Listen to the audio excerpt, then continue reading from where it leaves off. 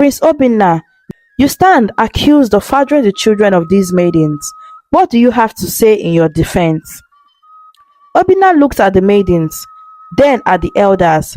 His heart pounded in his chest, but he kept his face calm. I have nothing to do with these pregnancies, he said firmly. They are all lying.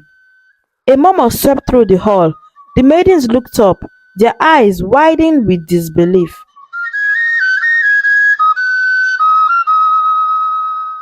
Prince Obinna had just returned from his studies abroad, and the entire village of Umuaka was abuzz with excitement. The news of his return spread like wildfire, igniting the hearts of every maiden in the village. They whispered among themselves, dreaming of a future where they might be chosen as the prince's bride. Obinna had changed during his time away. He had grown taller, his shoulders broader, and his demeanor more confident. His skin glowed with the health of good living, and his eyes sparkled with mischief. He carried himself with the grace of someone who knew he was admired, and he enjoyed every moment of the attention. The village square was crowded that afternoon as the villagers gathered to catch a glimpse of their returning prince. Children played and laughed while the elders sat under the shade of the large tree discussing the future of their beloved village. They had just lost the king, and he was buried a couple of weeks ago. The women, especially the young maidens, had dressed their finest clothes, hoping to stand out in the crowd. Obinna rode into the village on a majestic horse, a gift from his father, who was the former king. The prince's arrival was met with cheers and applause. He waved to the crowd, flashing a charming smile that made the maidens' hearts flutter. "Welcome back, Prince Obinna," they shouted, their voices filled with admiration. Obinna dismounted and walked through the crowd, greeting the villagers. His charm was evident as he spoke to everyone with respect. He knew the power he had over them, especially the maidens, who blushed and giggled at his every word. "Look at him, Nneka," one of the maidens said to her friend, her eyes never leaving the prince. "Isn't he the most handsome man you've ever seen?" "Indeed," Nneka replied, her eyes gleaming with hope. "I will do everything to make him notice me. I must be the prince's bride." The two friends watched as Obinna made his way through the crowd, stopping to speak with various villagers. His presence was magnetic, drawing everyone towards him. The maidens were especially captivated, each one hoping for a moment of his attention. Obinna finally reached the elders, who stood to welcome him. They exchanged pleasantries, discussing his time abroad and the knowledge he had gained. The prince spoke of his experience with enthusiasm, but his eyes constantly wandered back to the group of maidens watching him from his distance. "I see the maidens of Umuaka have not lost their beauty," Obinna remarked to one of the elders, his tone light and playful. "Indeed, they have been eagerly waiting for your arrival," the elder replied with a knowing smile. Obinna's gaze swept over the maidens, noticing their hopeful expressions. He knew he had the power to make their dream come true, and he intended to enjoy every moment of it. As the sun began to set, the villagers started to disperse, returning to their homes with stories of the prince's return. The maidens lingered a bit longer, hoping for one last glimpse of Obinna before they ended the day. Obinna knew that his return had set many hearts aflame, and he looked forward to the days ahead, where he could indulge in the attention and admiration that awaited him. It didn't take long for Prince Obinna to earn a reputation in Umuaka. His handsome looks and confident demeanor made him the object of every maiden's affection. But Obinna was not interested in love or commitment. He saw the affection he received as a game, a way to amuse himself after his years of disciplined study abroad. Soon after his return, he began to flirt with the maidens of Umuaka. He knew exactly what to say to make a girl's heart race, how to touch her hand in a way that sent shivers down her spine. His words were sweet, his promises sweeter, and many maidens fell for his charms without hesitation. At every village gathering, Obina could be seen surrounded by adoring maidens. He whispered in their ears, told them they were beautiful, and made each one believe she was the only one who truly mattered to him. For a while, they believed him, and the village buzzed with gossip about who the prince's favorite might be. Did you see how Prince Obina looked at me yesterday? Amara boasted, her eyes shining with excitement. I know he will choose me to be his wife. Don't be so sure, another maiden teased. He was with me the other day, and he said I was the most beautiful woman in the village. The competition among the maidens grew fierce, each one hoping to win the prince's heart. They dressed in their finest clothes, wore their hair in intricate styles, and did everything they could to catch his eyes. But Obina continued his game, moving from one maiden to the next, never committing to anyone. Despite his growing reputation, there was one maiden who seemed immune to Obina's charms, Ifoma. Ifoma was different from the others, with a quiet strength and confidence that intrigued the prince. Ifoma was beautiful, no doubt, but her refusal to fall for Obina's sweet words was truly what set her apart. Obina first noticed Ifoma at a village festival. While the other maidens giggled and blushed at his presence, Ifoma remained distant, her gaze cool and uninterested. She didn't seek his attention, didn't try to impress him. This only made Obina more determined to win her over. He tried everything to get her attention. He complimented her beauty, offered her gifts and money, and even danced with her at the festival, but Ifoma remained indifferent. Ifoma, why do you always reject me? Obina asked one evening as they walked by the river. The setting sun cast a warm glow over the water, and the air was filled with the sweet scent of blooming flowers. Because I know your type, Ifoma replied calmly, her voice steady and unyielding. You think you can have any woman you want, but I am not like the others, she said. Obina was taken aback by her words. He was not used to being refused, especially not by a maiden as lovely as Ifoma. Her rejection stung his pride, but he also felt his desire to win her over. You misunderstand me, Ifoma, Obina said, trying a different approach.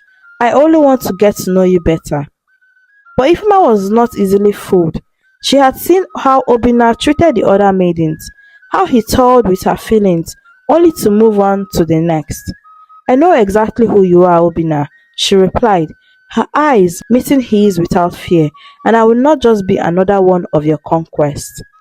With that, Ifema turned and walked away, leaving Obina standing by the river, watching her with a mix of frustration and admiration. For the first time in a long time, the prince found himself at a loss. Ifoma was a challenge, unlike any he had faced before, and he was determined to win her over no matter what it took. As the day for Prince Obina to choose a wife drew nearer, the entire village of Umuaka was buzzing with anticipation. The maidens, who had spent months vying for the prince's attention, were now more determined than ever. Every maiden believed she had a chance, and the competition reached its peak. In the days leading up to the ceremony, the maidens prepared themselves with utmost care. They adorned themselves in the finest clothes, their bright and colorful wrappers shimmering under the sunlight. Their mothers braided their hair into intricate patterns, each one hoping that their daughter would be the one to catch the prince's eyes. The air was filled with the scent of fresh flowers and perfumes as the maidens tried to outdo each other in beauty. Do you think he would choose me? Amara asked her friend Adora as they walked to the stream to fetch water. I don't know, Adora replied, though she secretly hoped it would be her. He has been seen with many of us, but he has not said anything. He smiled at me during the festival, Amara continued, her voice filled with hope. Maybe that means something. But despite the excitement and speculation, there was an undercurrent of tension. The maidens had noticed that Obinna had not been himself lately. He seemed distracted, his usual charm overshadowed by a sense of frustration. Some said it was because of Ifoma, the only maiden who had not fallen for his charms. The others had dismissed it, believing that their prince would soon move on to someone more willing. On the morning of the ceremony, the village was alive with activity. The streets were lined with villagers, all eager to witness the prince's decision. The elders of the village, dressed in their traditional robes, made their way to the palace, their faces solemn and respectful. The drummers played a steady rhythm, their beats echoing through the village, adding to the tension that filled the air. The palace courtyard was a sight to behold. It had been decorated with palm fronds and colorful fabrics, making it look grander than ever. The maidens stood in a line, each one holding her breath, waiting for the moment that could change her life forever. Their families stood behind them, eyes fixed on the prince, praying silently for their daughter's good fortune. Obina stepped forward, dressed in regal attire, his face betraying no emotion. He had spent the night in restless thought, torn between his desire to have Ifoma and the pressure to choose a wife who could please the village. But in the end, his pride won out. He wanted Ifoma and was determined to have her no matter the cost. The crowd fell silent as Obina cleared his throat, ready to make his announcement. The maidens held their breath, their hearts pounding in their chests. "I have made my decision," Obina began, his voice echoing through the courtyard. "I choose Ifoma as my wife." Gasps of shock and disbelief filled the air. The maidens, who had been so confident moments before now, looked at each other in confusion and despair. How could the prince choose Ifoma, the one who had showed him no interest? All eyes turned to Ifoma, who stood at the end of the line. She had dressed simply, in a stark contrast to the other maidens, yet her beauty was undeniable. She stepped forward, her face calm and composed, as if she had expected this all along. Obina watched her, a triumphant smile playing on his lips. He had won. He had chosen the one maiden who had eluded him, the one who had challenged him, but his victory was short-lived. "I refuse to marry you, Prince Obinna," Ifeoma said firmly, her voice firm. The crowd grasped again, this time in disbelief. No one had ever refused the prince. The shock on Obinna's face was unmistakable. He had not accepted this. "I will not be a part of your harem," Ifeoma continued, her tone resolute. The village was turned into silence. The maidens stared at Ifeoma with a mixture of admiration and envy, while the elders exchanged worried glances. Obinna stood frozen, his mind racing as he tried to comprehend what had just happened. He had expected Ifeoma to submit like the others, but now in front of the entire village, she had rejected him, leaving him humiliated and furious. The silence was deafening as everyone waited what the prince would do next. The days following Ifeoma's rejections of Prince Obinna were tense and filled with gossip. The villagers couldn't stop talking about what had happened. Some praised Ifeoma for her courage, while others whispered that she had made a terrible mistake. As for Obinna, he withdrew into himself, avoiding the public eye for a while. The humiliation had wounded his pride deeply, and his frustration grew with each passing day. A few weeks later, something even more shocking happened that would shake the village of Umaka to core. The maidens, who had once been the center of attention and envy, began to show signs of secret they could no longer keep hidden. It started with whisper amongst the women of the village. Some noticed the subtle changes in the maidens' appearances. Their once flat bellies now slightly rounded, their faces showing signs of discomfort. One by one, the maidens began to avoid public gatherings, staying in their homes under the guise of illness. But as the days went on, it became clear that this was no ordinary sickness. The truth, as it often does in a small village, began to emerge. It was Amara who finally broke the silence. Unable to bear the weight of the secret any longer, she confided in her close friend Adora. "I cannot hide it anymore," she whispered, tears filling her eyes. "I am with child, and it's the princess." Adora gasped, her hand flying to her mouth in shock. "The prince? But how?" Amara nodded, wiping her tears with the back of her hand. "He promised me he would choose me as his wife. I believed him, Adora, but now I don't know what to do." Word spread quickly from there. Soon, the other maidens began to admit that they too were pregnant, and each one pointed to Obinna as the father. The village was thrown into chaos. The once admired prince was now subject of scandal, and the maidens, who had been so full of hope, were now filled with fear and shame. The situation reached a boiling point when the maidens, accompanied by their families, gathered at the palace to seek justice. The palace courtyard, once a place of celebration, was now filled with the tension and uncertainty as the maidens stood in line, their heads bowed in shame while their parents demanded answers. The elders of the village, respected men who had served as advisors to the late king for many years, were called to address the matter. They were grave and serious as they took their seats in the palace hall. Obinna was summoned to appear before the elders. He entered the hall, his expression unreadable. The once confident prince now looked wary, his eyes scanning the room as if searching for an escape.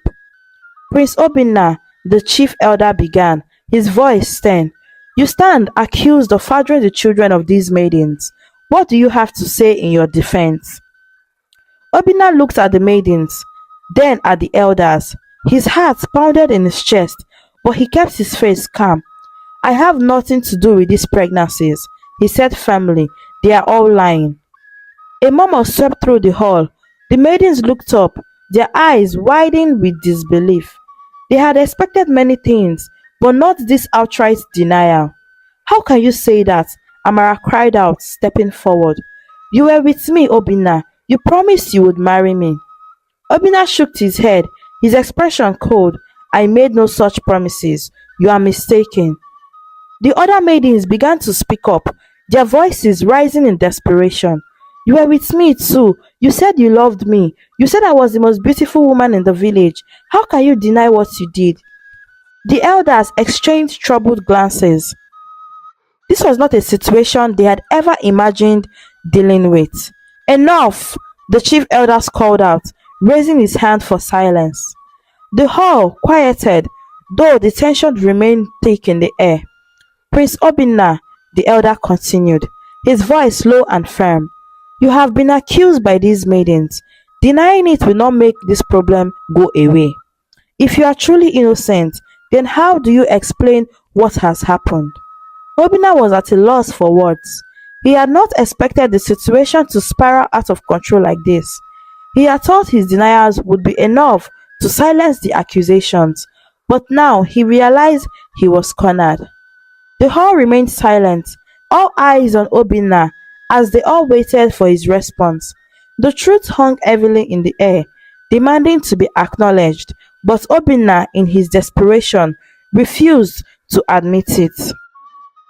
The tension in the palace hall was palpable as the elders of Umuaka gathered to deliberate on the matter at hand. The air was thick with disappointment and frustration. The situation with Prince Obinna had escalated far beyond what anyone could have imagined, and it was now up to the elders to decide the future of the royal family and the village. The elders, each respected for their wisdom and experience, sat in a circle within the council chamber. The walls of the room, adorned with carvings and symbols of the kingdom's rich history, seemed to bear witness to the weighty decisions that had been made within them over the years. But this decision felt different, more significant, and more consequential.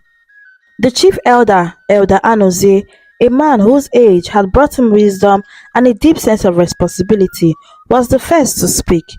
His voice, though calm, carried the gravity of the situation. We cannot allow this to go on. Obina's actions have brought shame upon our village and dishonor to the royal family. The future of Umuaka is at stake. The other elders nodded in agreement, their expressions somber. Edawonsu, known for his fairness, added, "The prince has betrayed the trust of the people. His refusal to take responsibility for his actions only deepens the wound he has inflicted on the village. This cannot be ignored." Elder Ekene, who had always been close to the royal family, sighed deeply. Obina was supposed to be the future of this kingdom, the one to lead us forward, but he has shown that he is not fit to wear the crown.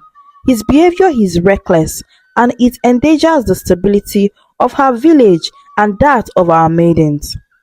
The discussion continued for what felt like hours.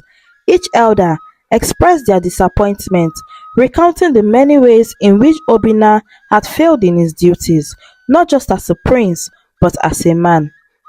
They spoke of the promises he had made to the maidens, and the lies he had told, and the shame he had brought upon them and their families.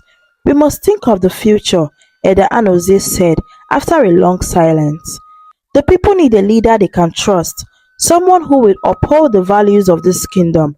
Obina has proven that he is not that person." A heavy silence fell over the room as the elders considered the gravity of their next decision.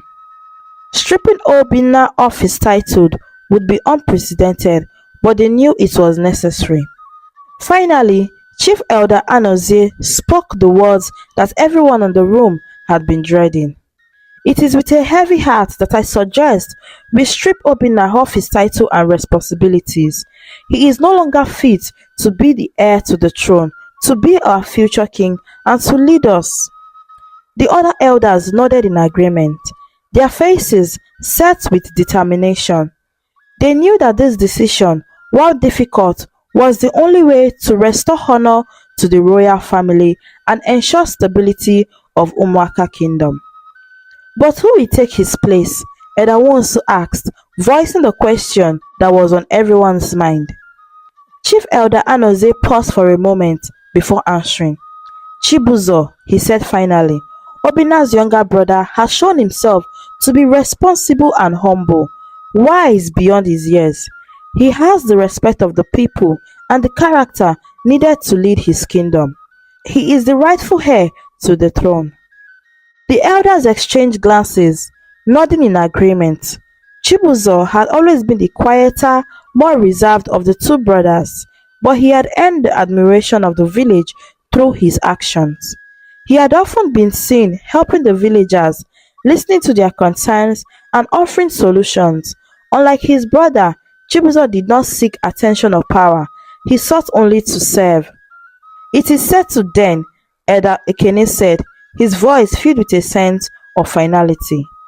"The kingship will move to Chibuzo. He will lead Umuaka into a new era." The decision was made, and the weight of it settled over the elders like a heavy blanket. They knew the consequences this would have, not just for Obina, but for the entire village. The announcement would send shockwaves through the community, but they were prepared to face whatever challenges that came next. The news of Obina's removal from the line of succession spread quickly through the village of Umuaka, sending shockwaves through the community. The villagers, though surprised, knew deep down that the elders' decision was great. Obina's actions had been too reckless, too harmful to be ignored. The people of Umuaka needed a leader who could restore their faith in the royal family, and all eyes turned to Chibuzo, the younger brother of Obina. Chibuzo had always been seen as a man of quiet dignity. Unlike his brother, he was not given to grand gestures or the pursuit of attention. Instead, he spent his time learning the ways of leadership, understanding the needs of the people, and ensuring that justice was served.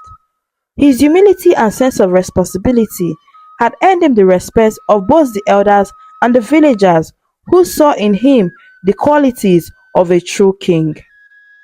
The day of Chibuzo's coronation was filled with a mixture of celebration and solemnity.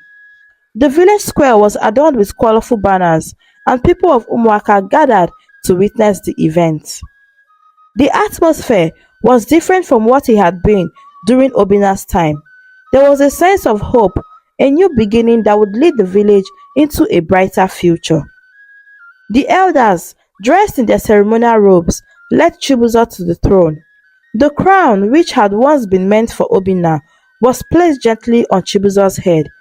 As he sat on the throne, the weight of the crown pressed down on him, but he bore it with grace. He knew the responsibility that came with it, and he was ready to fulfill his duties as the new crowned king.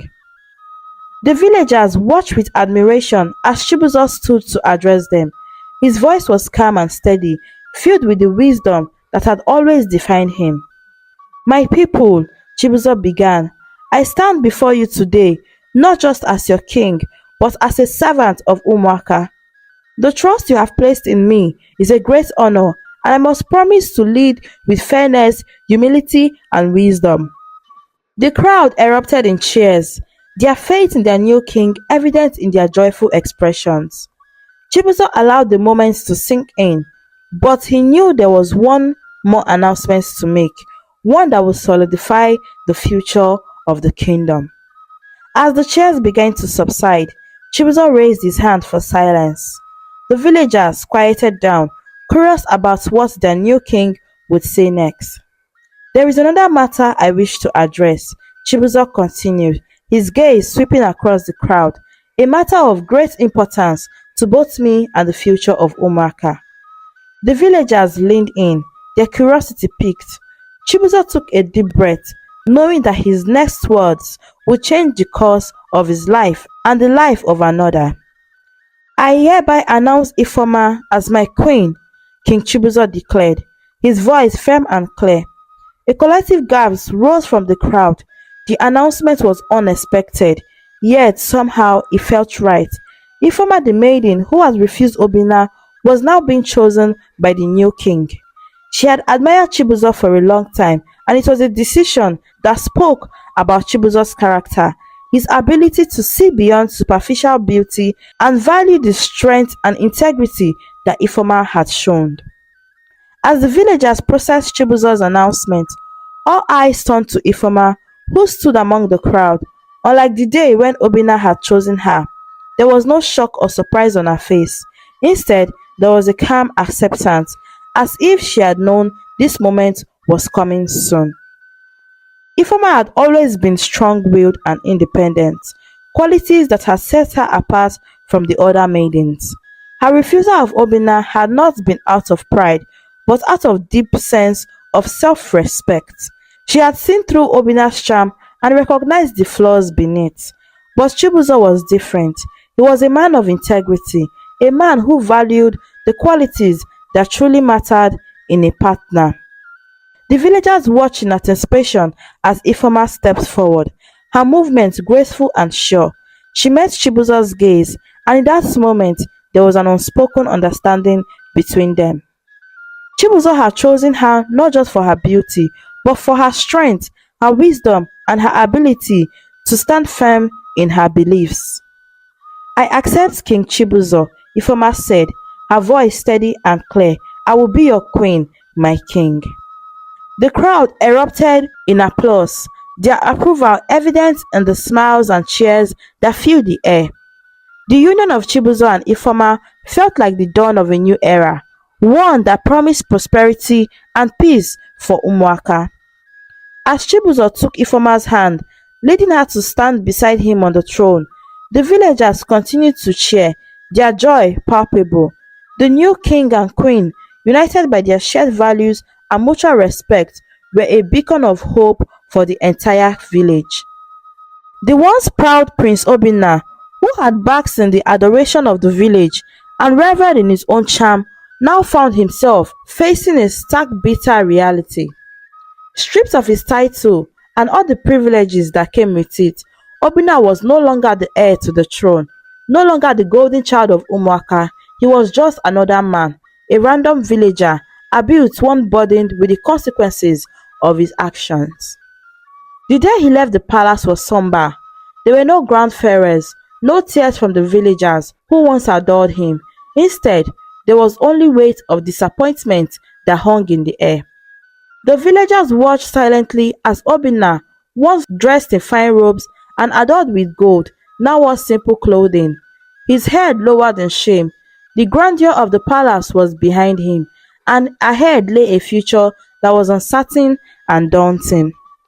Obinna had been provided with a modest home on the outskirts of the village, a far cry from the opulence of the palace.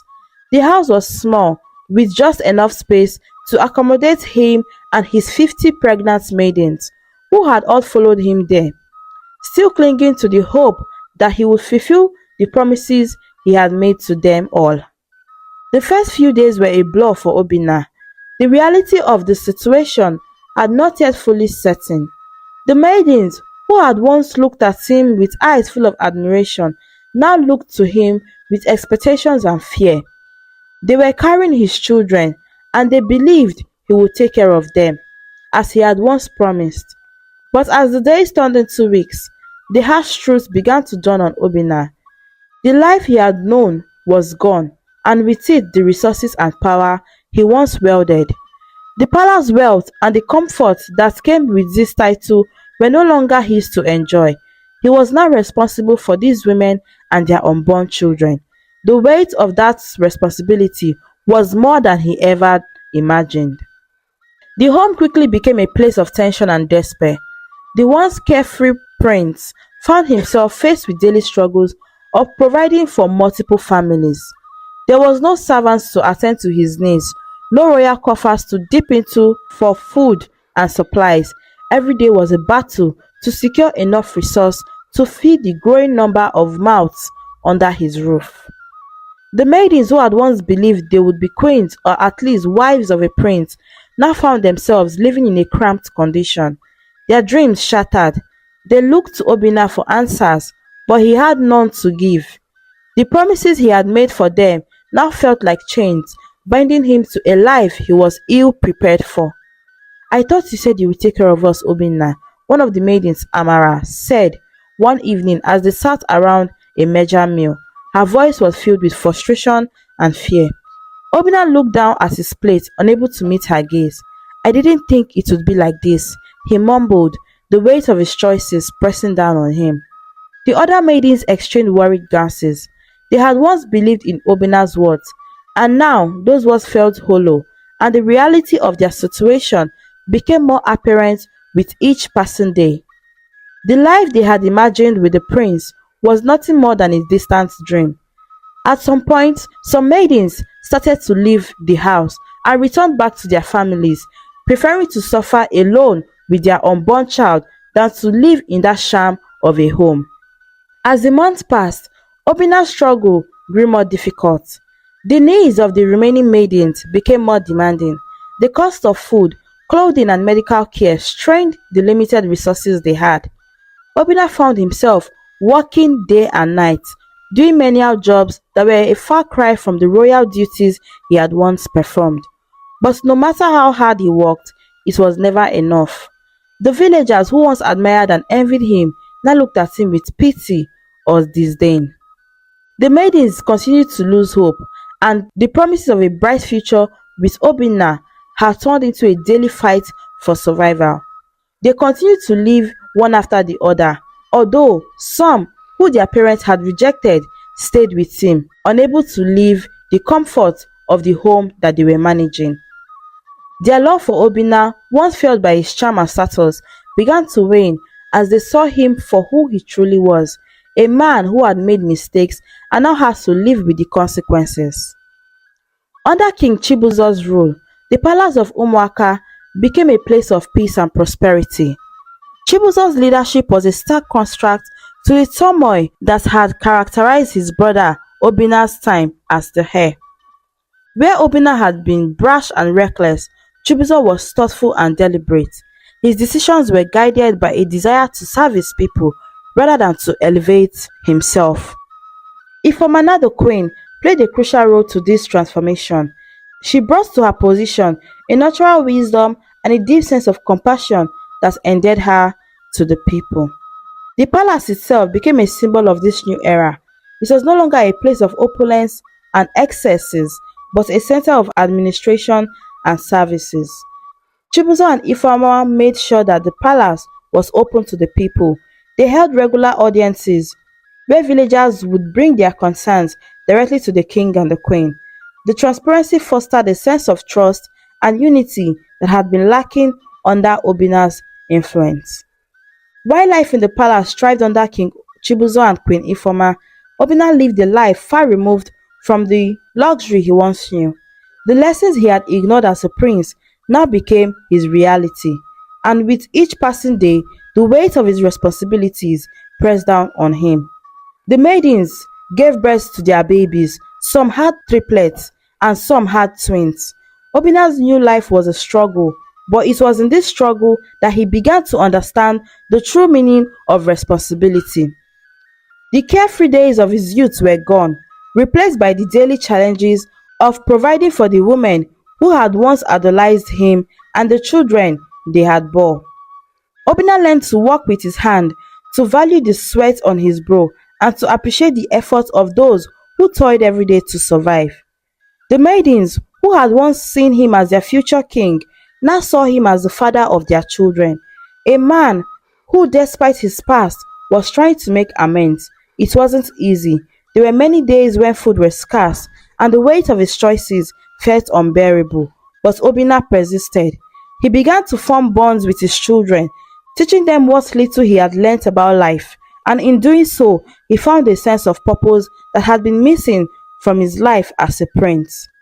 Meanwhile, under the wise and just rule of King Chibuzo and Queen Ifeoma, the village of Umuaka continued to thrive. The people were united, and the lessons learned from the past ensured that the future would be bright for generations to come. Obina's journey had been one of great highs and devastating lows, but in the end, he found peace in the knowledge that he had grown and changed. He had learned that true nobility came not from birthright, but from the way a man lived his life and the choices he made along the way. The village of Umuaka thrived not just because of its leaders, but because of the lessons learned by all its people, including a fallen prince who had found his way back to honor. The story teaches that true leadership and respect are earned through humility, responsibility, and the willingness to learn from one's mistakes. It shows that power and privileges are not as important as integrity and compassion. It also emphasizes that redemption is possible when one takes accountability for their action and work to make ends meet. It also highlights the importance of self-worth and self-respect, because all that glitters is not gold. Thanks for watching this captivating story on African stories and folktales. Please don't forget to subscribe and turn on the notification bell for more stories. Thank you.